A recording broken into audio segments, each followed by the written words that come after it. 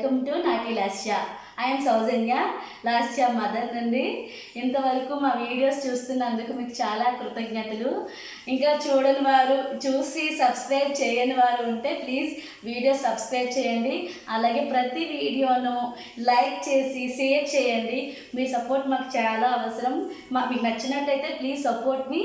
ఏవైనా మిస్టేక్స్ ఉంటే కొంచెం అవాయిడ్ చేయండి. Okay, thank you so much. Bye friends.